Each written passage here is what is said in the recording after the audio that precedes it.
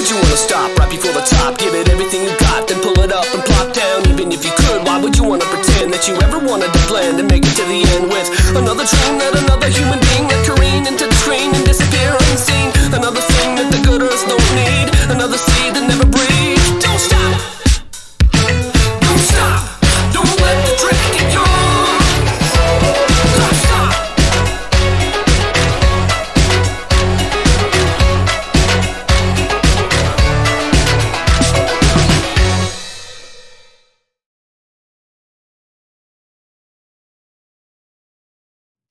All right, Alex, I'm excited to have you on here. I thought it would be fun to bring one of my clients on the show and talk a little bit about your journey, because I think when we think about starting a fitness journey or a health journey or whatever direction you want to go as far as making changes in your life, so many people, it's a really overwhelming thing. And many people have tried other things and they've failed.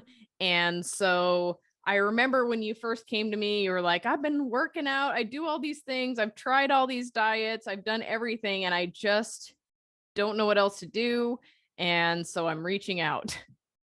Yeah, absolutely. So tell us a little bit about the past and like what you had tried and what you had found with that. And we'll just kind of go from there. Oh gosh. Okay. Well, I know we share a lot in our stories. So I feel like dieting has been a part of my life since I was a kid. Grew up in a household that really valued aesthetics, but not necessarily true health.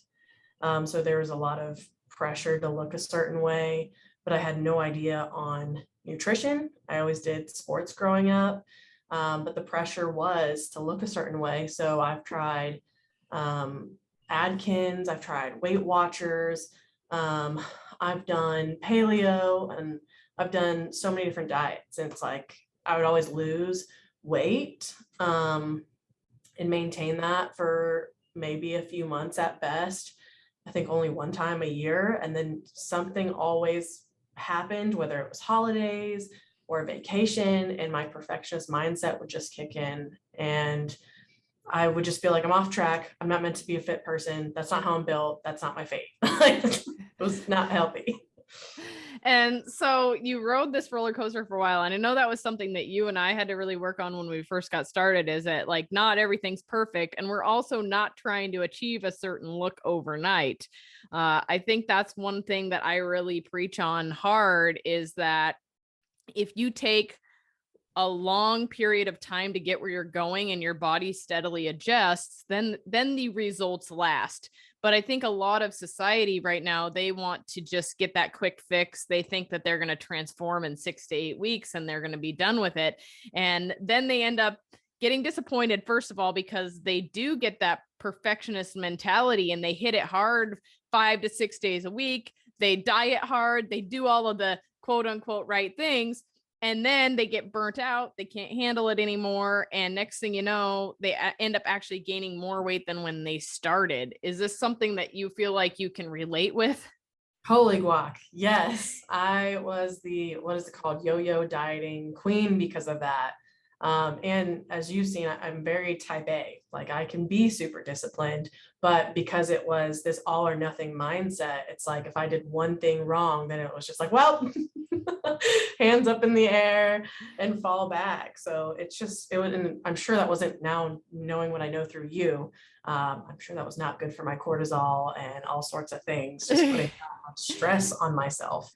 Yeah, absolutely. So I do remember our onboarding call pretty well. We've been together almost a year, couple days shy of a year now. And I remember you're like, well, I have PCOS, I have Hashimoto's, I have a lot going on. I have been overweight for a long time. I want to get healthy. I'm to the point now where I don't necessarily care about the weight loss. I just know that I need to get healthy. And I have listened to your podcasts, and I think that I want to start with reaching out to you. So we had a great conversation. You ended up hiring me, and I was pretty blunt with the fact I was like, okay, so to start this off, we're going to have to get really serious, and it's going to involve some discipline. But I was like, I promise you down the road, things are going to change, and you'll be able to loosen things up a little bit. So we're a year into our journey. You are down 30 pounds, which is amazing because it's not just 30 pounds. You're down sizes, like tons of sizes, and everybody notices what you have done, and everybody's asking you what you're doing. And we've had some ups and downs through this last year. Everything hasn't been perfect. And I mean, you guys, well, Texas had their big giant snowstorm and nobody had food. There was only like gas station food and hardly even any of that. So that was a swing in things. We've had COVID. You got COVID. You've been on quarantine a couple of times. You had to relocate. You've had relationship statuses change. And so throughout this journey, things have not been perfect, but we definitely discovered some things. And I remember at one point when you were off track for quite some time, we were in contact with each other, but you were like, hey, this is what's going on. And I would just say, hey, do your best. Don't throw in the towel. Just do what you control, the variables you can control. And then we'll get back at it when things change. And I remember I had your check-in scheduled and your progress photos and your weight scheduled. And you told me how terrified you were to step on the scale because you had been off track for a while. And what happened when you stepped on the scale? Oh man, I'm trying to remember which time you're thinking of because I feel like I've been a hot mess express. But I know the pattern was I always put on inflammation, but it was always just a few pounds, and it always came right back off because we've made long-lasting changes. So it was never as scary as I pictured in my head. I feel like the first time, it was after the snowstorm, but the first time you'd gone for a real long streak where you're like, hey, I haven't been to the gym in a while. I haven't and I remember you getting on the scale and you had only gained like 1 pound. And I was like, see, this is why we've been training your metabolism, because you just went out, you had a couple of like get-togethers or something too. I think you had some events going on, traveling, all of these crazy things. And you were like, hey, I just can't prep my meals or do this stuff right now. And I'm just doing the best I can. And I remember it was only like a pound or so. And I was like, this is why we've been training your metabolism. Mm-hmm. Yeah, well, and you have helped me. There's so many things that you just said that spark thoughts. Like one of them is the self-talk that as a trainer, you didn't come to me and be like, well, you're failing, like you're being lazy. You didn't reinforce what negative self-talk I was having inside. So it helped me not give up or think I'm less of a person or not worthy of this change from not being perfect. And you've helped me become less scared of the scale, that it's literally just a number. We're just like weighing basically some fat content, some muscle, but also what's just like in your bowels and like inflammation at the time. It's just a source of data. It doesn't mean that much of stuff. Like where I'm at right now in weight is where I was at in paleo, but I have way more muscle tone. I'm lower in sizes by a lot. Yeah. And that's also a great point that you make there is you have mentioned to me multiple times. I get messages, you send me pictures of your outfit and you're like, yo, I'm the same size I was a couple years ago. Only this time I'm like several sizes less, even though I'm the same weight. And that's one thing us women, we don't realize. We get so hard on ourselves with the scale, right? It's a big thing for a lot of my clients and something we have to work with individually with them. For you, what worked really well was weighing yourself every day and realizing that naturally our body just fluctuates. It can be 5 to 10 pounds depending on inflammation, what you got going on inside you, hydration, all of the things, right? And it fluctuates crazy, but it's really fun to look at your graph in the app because you can see that even though there's been ups and downs, it has literally continued to go down over time. And it's really great that there's been a mindset change with that. And I know I talk about that a lot because it's not all about the scale. It's about how you're feeling. There's so many other tangibles to this. Sleep, like you've gotten really into tracking all the things like I have, and heart rate variability. And like you've noticed that all of a sudden your sleep impacts your weight and all of that kind of stuff as well. Oh my gosh.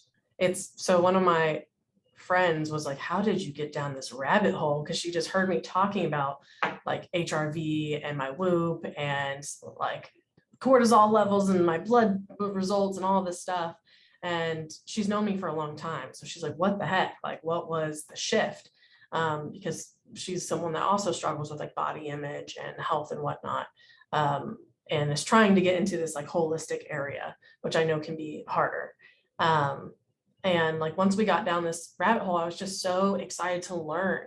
I've seen I am learning this stuff and applying it from sleep to now how I view food, about like it being yummy and nutrient dense and how it makes me feel.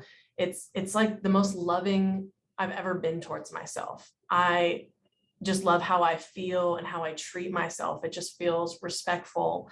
And I honor where I'm at in my journey at each step. Like you've helped me cultivate that mindset. And that's why it's so exciting to keep learning all these different areas, how to just keep feeling better and better and pass that on to my friends and community. Cause it has, like one of my friends signed up with you and she is so excited every time we talk about it. Yeah, I love that. And I love that like your parents, I think it was when they were visiting, you're like, hey, we're all going to the gym together. And Yes. those are the things that totally melt my heart, is when things wear off like that. I know I have another client.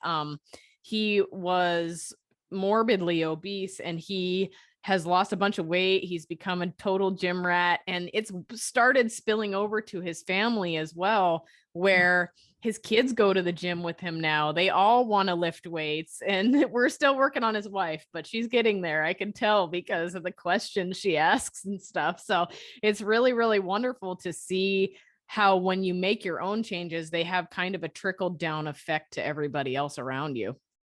Absolutely. I want to elaborate that and say, because I'm a very social person, so a lot of people that know me have seen not just the physical changes, like people have commented about like my waist and my face, whatever, all these physical things, but they've noticed just my energy, like the light that I'm bringing into the room. And I've always been charismatic, but they can just tell that there's this weight lifted off. I'm so much more playful and out of my head and able to just be present and enjoy, because I'm not sitting there full of shame and low energy and all of these things because of where I was at health wise, not just aesthetically. Mm-hmm. And I think like right off the bat, rather than worrying about the scale and weight loss, we really focus things on your lab work, because I felt like there was a lot of attention that needed, and that would give us some hardcore data as to progress rather than focusing on the scale. Because one thing I've really learned through coaching people long-term now is I've got a couple clients that I'm 2 years in with, a lot that are at 1 year now. I feel like the magic really starts to happen at 1 year. It was like, all of a sudden, all of the things we had been applying, even though they weren't perfect, they added up over time and filled up that health bucket. And then all of a sudden now that bucket is like giving back to us in so many ways. I mean, it's giving back in weight loss. It's giving back in your skin condition. Like you said, you don't have acne anymore. I don't even have foundation on today. Like that is wild. I have never had the kind of skin where I couldn't have foundation without it being super red and broken out. And so that's another thing where I'm like, okay, we're saving money on makeup. I love that. I recently got a comment the other day. Actually, I've gotten it like a couple times now. I saw a friend in a restaurant and she was like, holy cow, your skin is amazing. And then my hairstylist said the same thing. And I was like, oh, well, thank you. I feel like I'm getting pretty healthy. I love that. Oh, that's so funny. But it does manifest in all sorts of things. Actually, your friend that you sent to me, she was during our check-in, she was like, holy smokes, my skin is amazing. She's like, normally when I'm going to start my cycle, I break out like crazy. She's like, I didn't get one single pimple. Wow. And y'all just started working together. Like that just says so much about what you put in your body and the way you're taking care of it, and mentally, like how that exudes literally through your skin. Yeah, we should definitely dive down the mental rabbit hole as well, because I feel like that is the biggest part of my job is working on the mental aspect of things. It's not even nutrition. It's not even personal training. It's not any of that stuff. It's big time mindset stuff. And trying to reframe your thinking, because we are in this society where the thinking is so flawed, and it's because it's lucrative, and it's really sad. I mean, all of these instant fitness programs and the dieting and the magic pills and all these things, they make money off of your failure. And people don't realize that. They're making money off of you failing, and they don't set you up for success. And all of those things are also a huge mental dig when you can't be successful. So I think that these big, high achieving fitness and diet programs are actually setting people up for failure, because when they can't get tangible wins outside of the scale, it makes you start that talk to yourself. Yeah. That's such a great point. That is what happens, and what I used to subscribe to. You're basically being sold either towards your pain or your pleasure. So your hurt and your pain and that mental dissonance of who you want to be and who you are right now, or the instant gratification of a result, but really damaging your body in the meantime. I know you know that from when you were doing like 600 calorie days. Yeah. And when we started tracking, I realized like I've had those eating patterns. I had no idea how little I was eating. And now I'm eating the most I ever have. And I'm also the most fit I've ever been, which is awesome, because I love food. And you can get like your birthday, you're like, I don't know what to do. Sometimes we have to talk about this. It's okay to have days where you enjoy the heck out of the day and your meals and your friends and the people around you. And you're like, my birthday's coming up. What do you think? Like, and I love being that person you can bounce things off of, right? And I was like, enjoy it, girl. Go get yourself. Now do it right. And I have to disclaim this. I was like, do it right. You can enjoy the heck out of yourself, but get quality foods to do it with. There are plenty of healthy junk foods out there. I'll say that in air quotes, right? But just trying to do the best rather than going out like you're like, I really want to have s'mores. We're having a campfire there and we're doing this. And I was like, so go get the healthiest version you can of those s'mores and enjoy them. Take some of the bad things out, do the best to make it good, and go out and enjoy it, and love your birthday or your vacation or your holiday or whatever it may be. Just do your best to do your best, and then still enjoy yourself. Yes. And what I loved about that is like, it's you helping me mentally get out of that all or nothing. So I discovered an awesome grocery store in Austin that had like the alternatives that were gluten-free and whatnot to do the s'mores.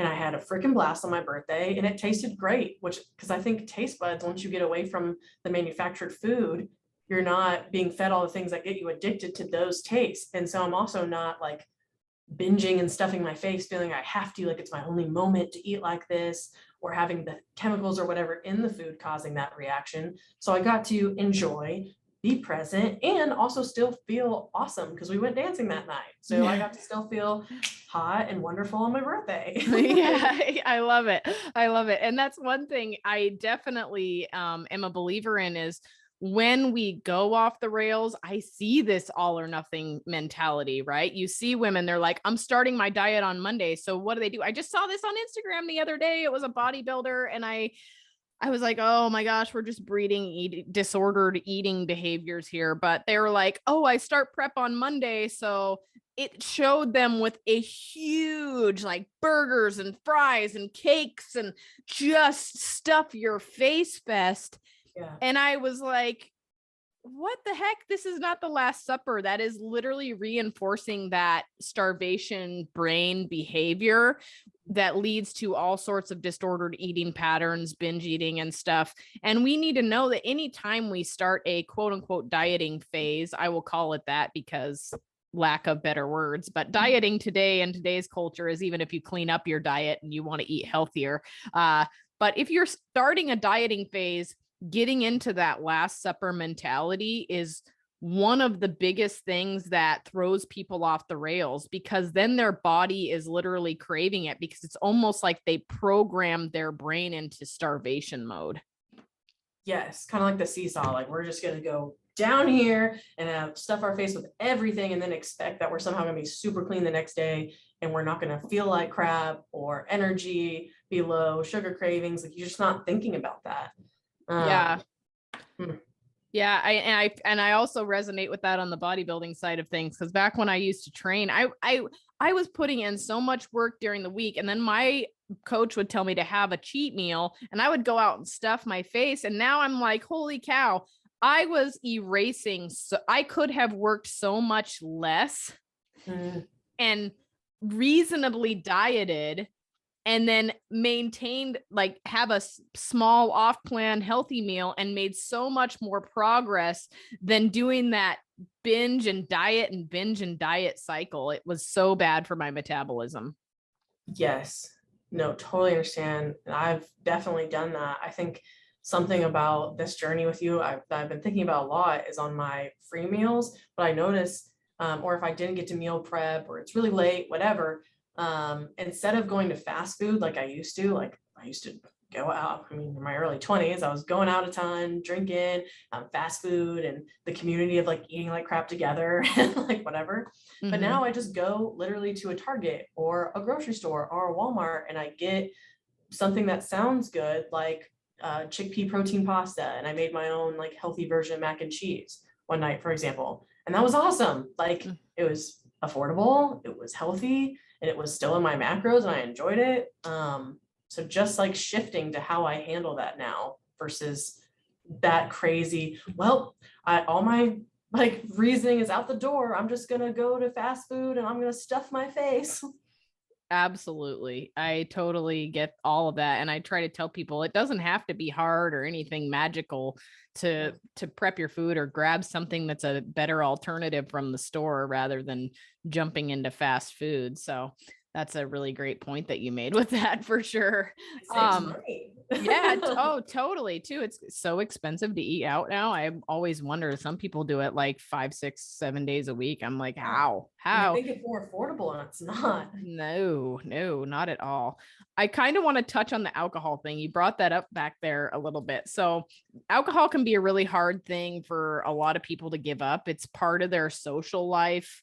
And I'm not an advocate of saying foods and drinks and things are like off limits necessarily. I mean, unless you have a condition, like you and I are working with Hashimoto's. So there are some things that are off limits because they just are inadvertently going to really tick our systems off. But alcohol is one of those that people really struggle with. And so I have to work with them on that. And you and I have worked together on alcohol, but after a time you started to notice some patterns with alcohol. And I remember at one point you're like, my cycle is horrible this month and I don't know what's going on. And then we started to put together all the puzzle pieces. And what did we figure out? Yeah, we we figured out that drinking, especially with Hashimoto's, was so hard on my body. Like, my HRV would tank. Like, if anyone has a Whoop or an Aura ring, it would get in like the red, and I could feel my resting heart rate instead of being in the 50s, being in the 70s, and waking up like that. Terrible sleep quality, just feeling like absolute poop, even if I didn't drink excessively. I've just gotten so much more sensitive to it. Yeah. And what people don't realize is that alcohol, when we drink alcohol, it is the very first thing that our liver goes to for detoxification. So it stops cleaning up everything else in your body and it takes care of that imminent danger, which happens to be alcohol. Whether it's one drink or 12, it's going to be the first thing that it goes to fix. And most of our hormones and a lot of our hormonal pathways are also detoxified and cleared through the liver.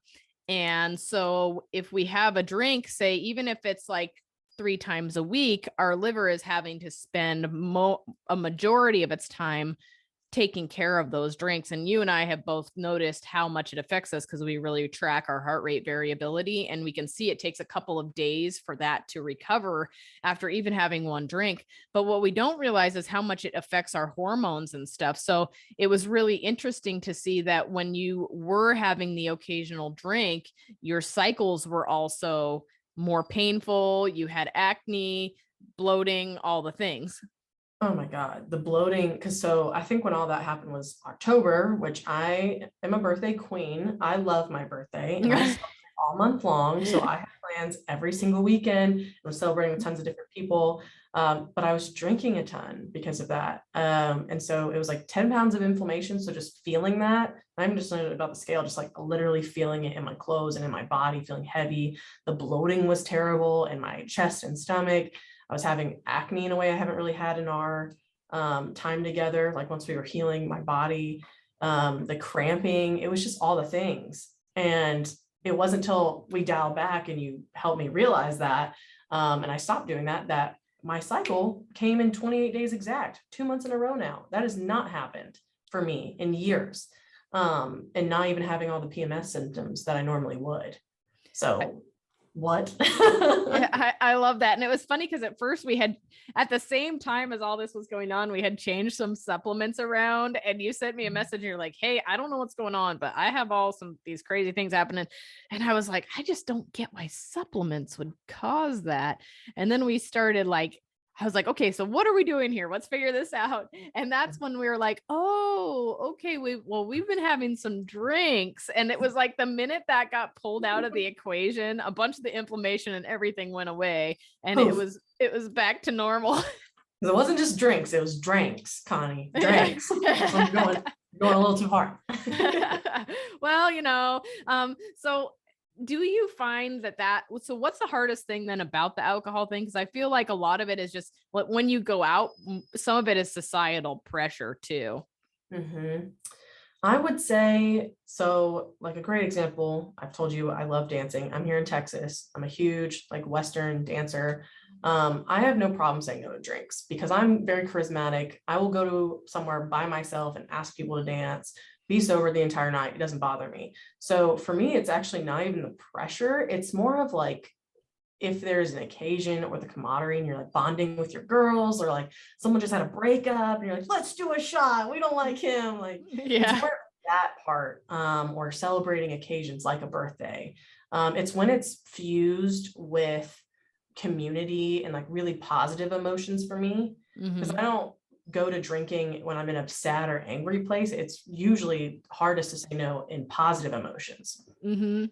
I get that. I think, so I'll be real curious to try this. I'm not promoting it just yet until I give it a try, but I'll have to send you some because Ketone Aid actually just sent me their new ketogenic alcohol, which I know this sounds crazy, but yeah, but it's not got ethanol alcohol in it. So supposedly I got to look into the science a little more on this, but I hate even saying that because everything says the science these days and I can't stand it. But supposedly your liver detoxes it a little different if it's not ethanol alcohol. And so this particular alcohol, I mean, we'll put all of that benefit. To me, the benefit is it's not impacting your liver the way it would. But also, if you're a person that is doing the keto diet, supposedly it won't knock you out because it's not got ethanol alcohol in it. Plus, it has exogenous ketones, so you're supposed to get an extra little boost out of that. So I'll be curious to try it because I am a fan of exogenous ketones. I do like being in ketosis myself. I feel like the Incredible Hulk when I'm in ketosis. I'm not in that stage of my life and my journey right now, but I do love it. And so nobody will ever bash on keto around me because I actually have a heavy love for it if done correctly. A lot of people don't do it correctly, and it's just another one of those dieting trends. But we actually used it for a period of time with you in order to reset your insulin sensitivity and your hunger signals. And it was a huge part of your journey because when we first got together, you couldn't stop eating. You were hungry all the time. And so I was like, listen, I think we should try to get you in ketosis in order to aid in your hunger signaling. And we actually had your calories quite high. And you were like, this is amazing. I'm not hungry and I'm not craving things. Yeah, I felt amazing on keto.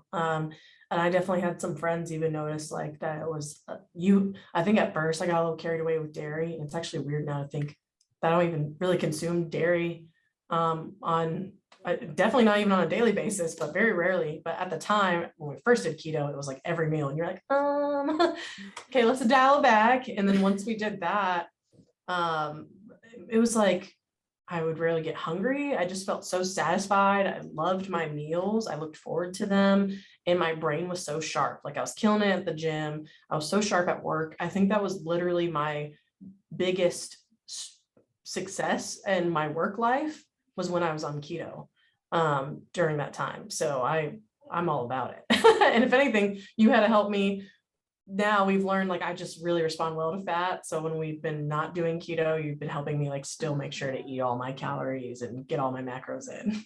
Right. And then the one thing I definitely want to emphasize with this is so many people are like, I did keto and then I gained a ton of weight afterwards.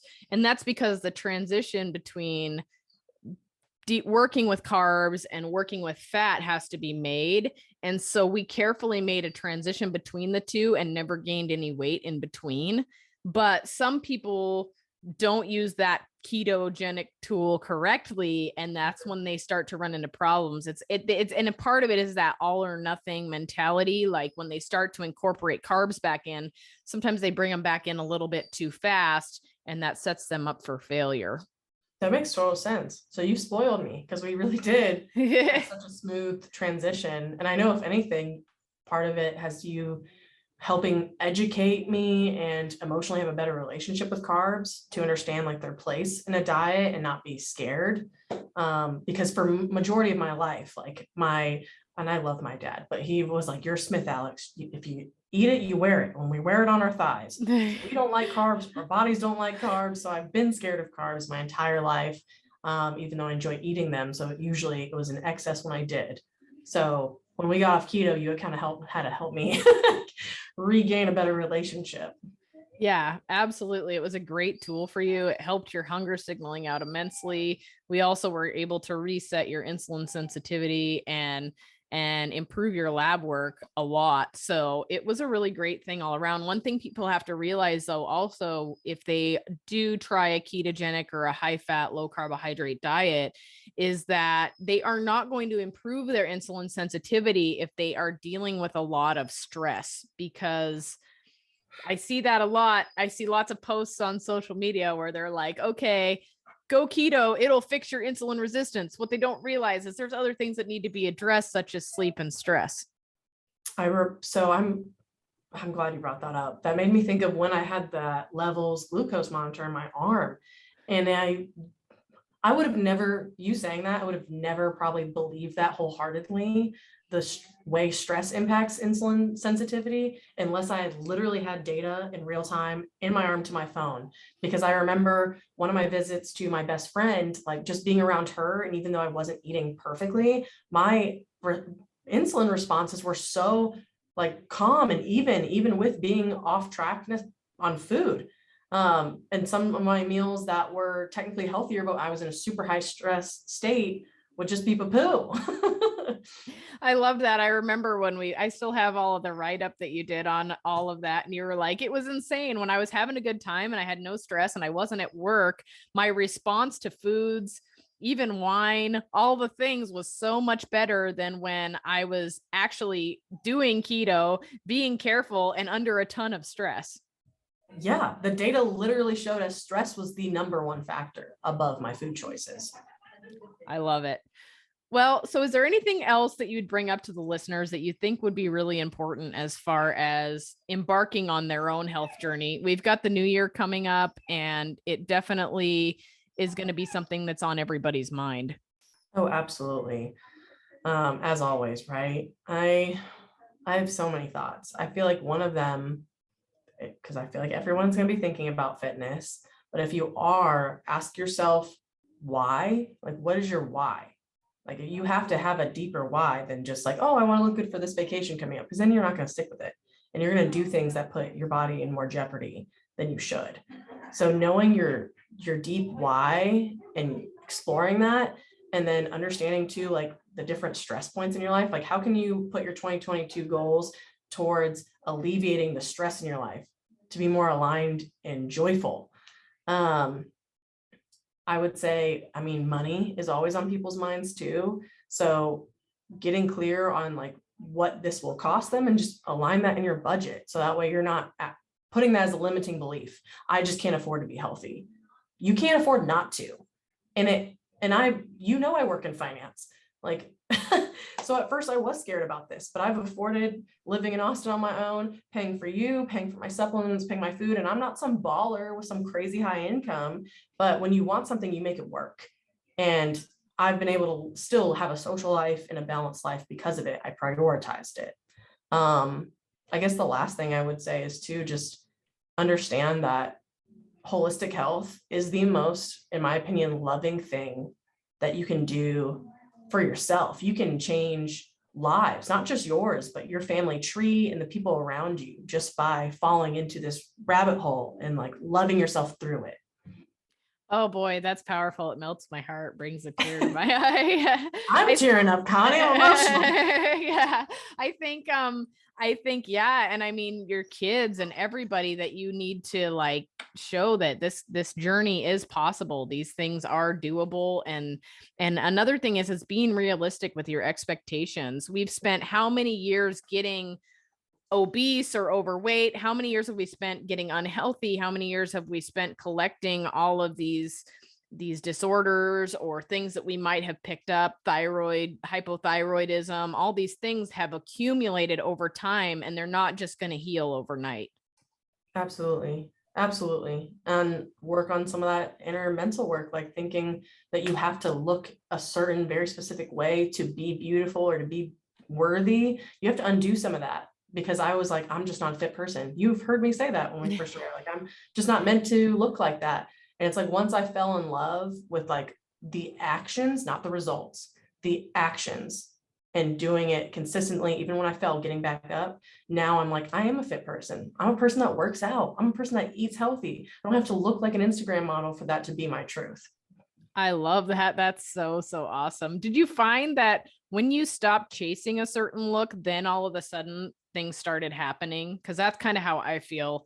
I stopped trying to look like the bodybuilder and like what people thought I should look like because I work out, and all of a sudden then things actually started to happen. Yes, because on our time together, that's when everything started falling off. At my like happiest with doing all this, which has been my safe haven emotionally, just really loving it and enjoying it and learning. That's when weight started popping off and I started seeing muscles. I was like, Connie, I've never had muscles here before. Like, who am I? Okay. And like had to start buying jeans that were multiple sizes down. Like that all started happening when I wasn't focusing on the weight part. I love it. Well, I'm so thankful you came on and shared your journey with everyone. I think it's a really powerful one. I'm hoping to do this more often because these are the things that help people realize they don't have to be miserable in order to make a change. Yes, there will be some challenges in there. You have to adjust. You have to relearn your way of thinking. There's a lot of things involved, but over time, the amount that you get back from it is so amazing. I totally agree with you. Hire a coach, hire Connie, guys. Like this is too much to have on your own shoulders. It just makes a difference to have someone that like gives a poop about you and wants to help on the mental part like that. This is way too much to carry on your own. Like let someone be there for you.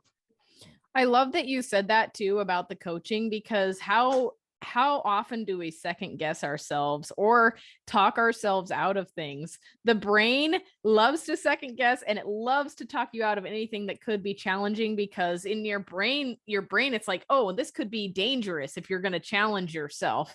And so it's really hard to mentally push yourself outside of your comfort zone sometimes. And it's really great to have that actual reassuring voice saying, no, you can do this. Yes. Oh, and we have decision fatigue in our everyday lives, from our jobs to your family, kids. There's decisions all day long. So when it comes to something that's already not a habit and is scary and foreign to you, and trying to make the right decision because of that perfectionist, that's why a coach takes all that away. And like this is their job. This is Connie's job. This is what she knows, what she loves. She's going to give you the answer that is best for you and monitor it. So just listen and do it. Like it takes so much off your plate. And sometimes it's not the answer you want to hear either. That is a fact. But that's okay. Well, thank you so much, Alex. I really appreciate you joining us today. It was an honor, Connie. Thank you so much. This is like a dream to get to do this with you. Yay.